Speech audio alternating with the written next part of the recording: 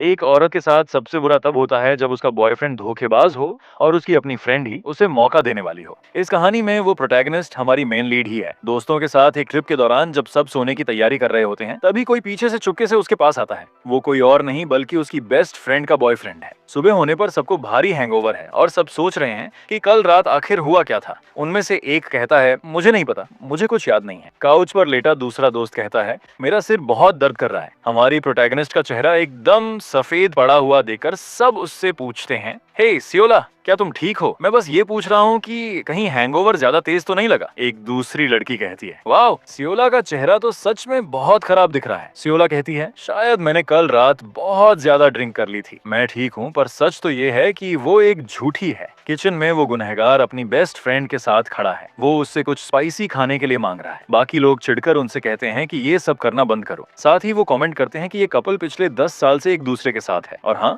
ये 6 लोग elementary school से यानी 10 साल से भी ज्यादा समय से पक्के दोस्त हैं। ग्रुप के बाहर जियो और तायुन ने डेटिंग शुरू कर दी थी। तायुन के लिए मेरा एक तरफा प्यार अपने आप खत्म हो गया, क्योंकि मुझे लगा कि अपनी फ्रेंडशिप बचाने के लिए यही सही रास्ता है। वो लड़का उससे पूछता है, हे, क्या तुम कुछ खाना चाहती हो? वो कहती है, रमिन, तुम्हें सच में पता है कि क्या अच्छा है? इन लोगों को कोई टेस्ट नहीं है। ये लोग हैंगओवर उतारने के लिए ऐसा स्पाइसी जंक फूड कैसे खा लेते हैं? वो मन ही मन सोचती है, हे, मुझे भी वो स्पाइसी खाना ही खाना था। खैर, समय बिताते हुए वो उससे पूछते हैं कि वो खुद को इतना रो क्यों रही है। शांत रहो और थोड़ा पानी पियो। पर लड़के फुल एनर्जी में हैं और कह रहे हैं कि कल सबने बेहोश होने तक ड्रिंक की थी। सियोला कहती है, इसीलिए मैं और नहीं पी सकती, समझो। और उसके ठीक सामने वो हरामी खड़ा है जिसने कल रात उसे पूरी तरह हिलाकर रख दिया था। वो सोचती है, मैं पागल हूँ, मैं आखिर क्या सोच रही हूँ? नहीं नहीं, जिस लड़की को धोखा मिल रहा है वो पूछती है कि क्या कुछ गड़बड़ है, क्योंकि उसका चेहरा एकदम लाल हो गया है। अगर तुम्हारी तबीयत ठीक नहीं है तो तुम पहले जाकर रेस्ट कर सकती हो, खुद पर प्रेशर मत डालो। हालांकि बगल में खड़ा लड़का ऐसा नहीं सोचता। उसके हिसाब से हैंगओवर का इलाज और ज्यादा अल्कोहल ही है। उनमें से एक ट्रूथ और डेयर खेलने का प्लान बनाता है, भले ही ये थोड़ा चाइल्डिश लगे।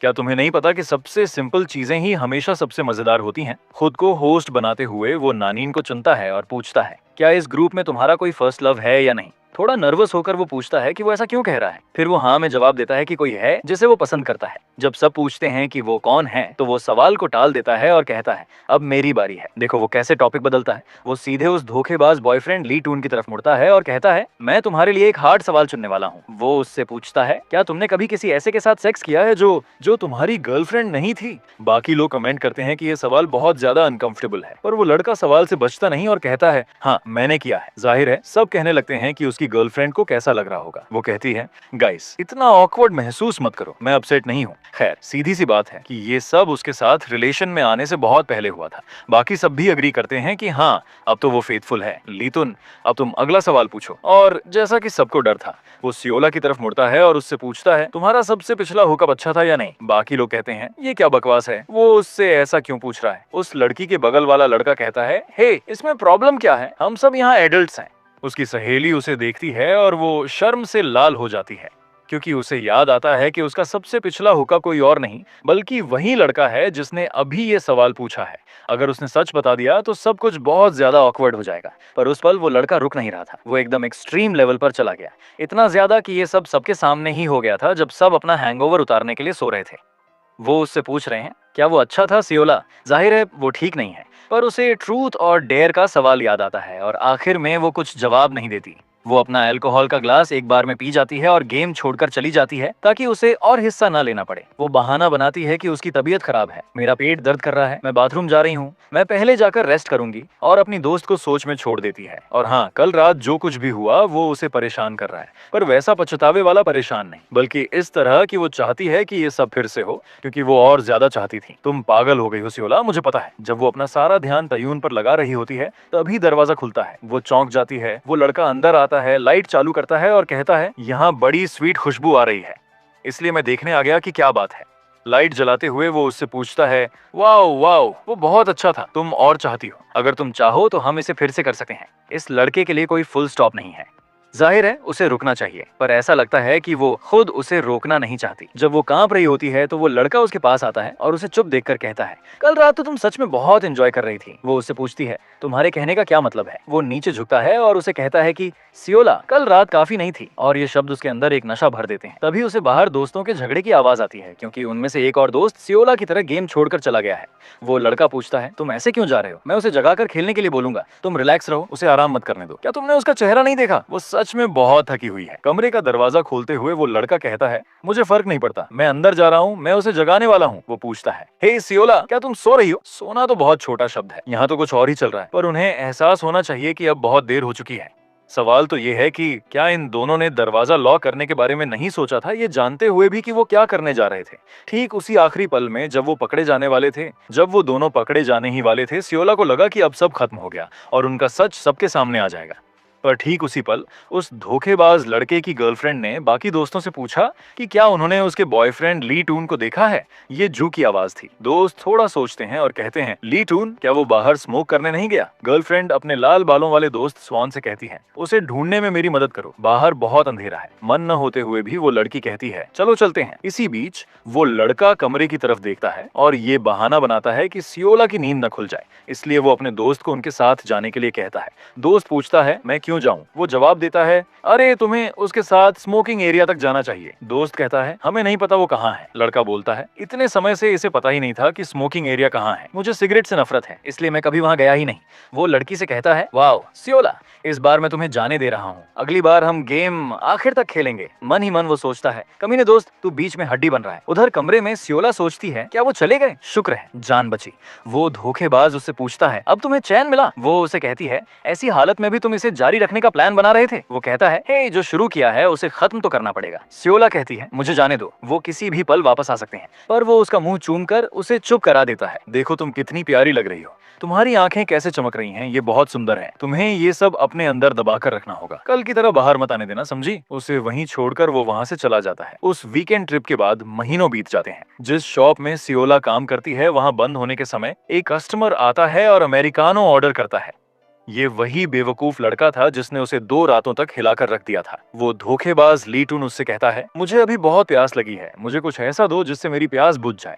जब सियोला अमेरिकानो तैयार कर रही होती है तो वो पूछता है कि उसने उसके कॉल्स का जवाब क्यों नहीं दिया। ट्रिप से वापस आए महीने बीत चुके हैं। वो कहती है, मैं स्कूल और अपनी पार्ट टाइम जॉब में बहुत बिजी थी। वो पूछता है, तुम मेरे एक भी मैसेज का रिप्लाई क्यों नहीं दे पा रही? बाकी सब भी परेशान हैं क्योंकि तुमने सबसे दूरी बना ली है।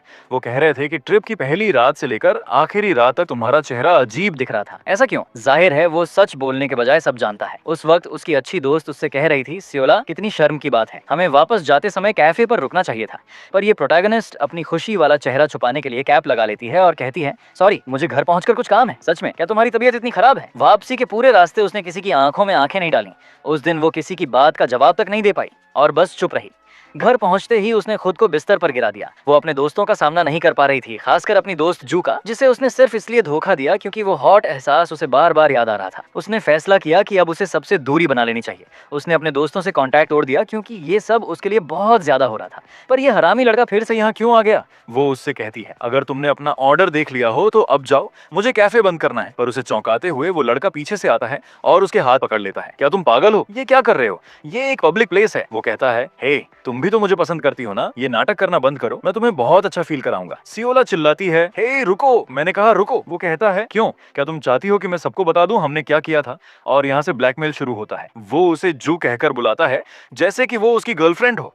जाहिर है उसका नाम सियोला है, पर वो उसे चिढ़ाने के लिए ऐसा करता है। वो खुद को छुड़ाते हुए पूछती है कि क्या वो उसे धमका रहा है। वो जवाब देता है, तुम्हें क्या लगता है अगर मैंने जू को बता दिया तो वो क्या करेगी? देखो, अगर उसे पता चला तो मेरा तो ब्रेकअप हो जाएगा और तुम भी जू और अपने बाकी दोस्तों की नजरों में खत्म हो जाओगी। अगर तुम चुप रही तो ऐसा लगेगा जैसे कुछ हुआ ही नहीं। वो उससे मिन्नतें करती है, मुझे छोड़ो, हमें बात करनी होगी। तभी दरवाजे की घंटी बजती है, कोई आ गया है।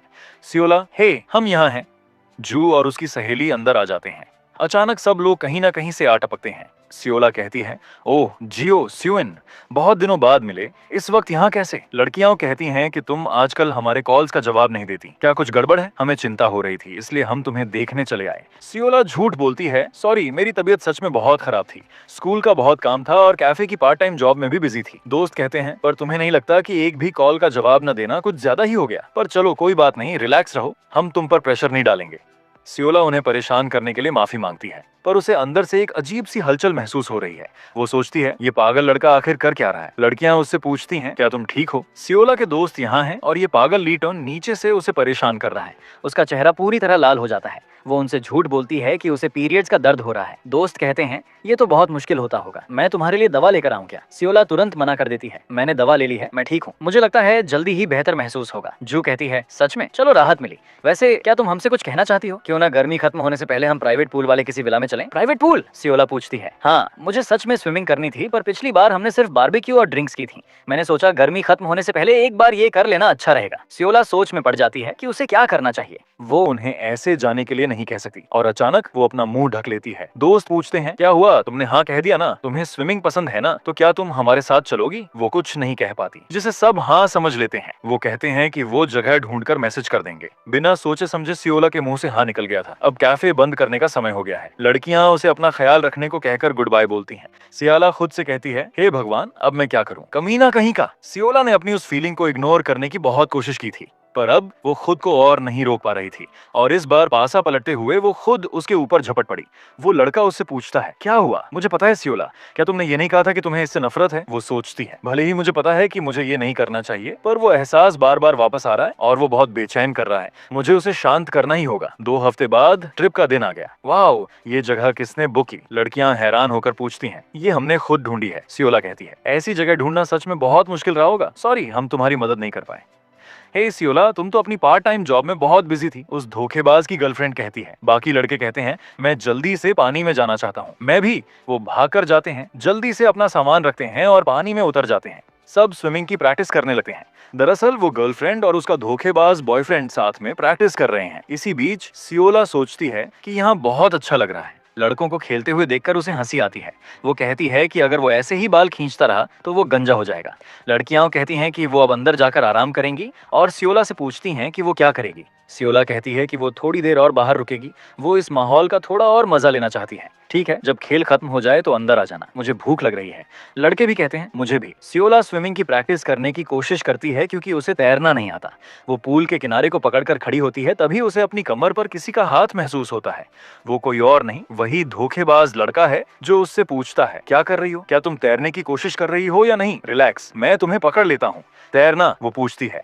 उसकी नजरें कह रही थीं, बकवास मत करो। वो कहता है, ऐसा चेहरा मत बनाओ, तुम मुझे डरा रही हो। मैं बस पानी में थोड़ा हाथ पैर मारने में तुम्हारी मदद करूंगा। क्या तुम ढंग से तैरना नहीं सीखना चाहोगी? वो सोचती है कि आसपास कोई नहीं है तो शायद ये ठीक है, कोई इसका गलत मतलब नहीं निकालेगा। ठीक है, वो उससे कहती है और अपनी पुरानी पोजीशन में आ जाती है। वो उसे कहता है, रिलैक्स, तैरने की कोशिश करो, अपने शरीर को आगे की तरफ ढकेलो। वो कहती है, मैं इतनी आसानी से नहीं तैर पा रही। वो कहता है, शांत रहो, मैंने तुम्हें पकड़ा हुआ है, बस ऐसे ही। अब अपने पैर फैलाओ और पानी में मारो। वो वैसा ही करती है और पूछती है, क्या मैं सही कर रही हूँ? हाँ, बहुत अच्छे।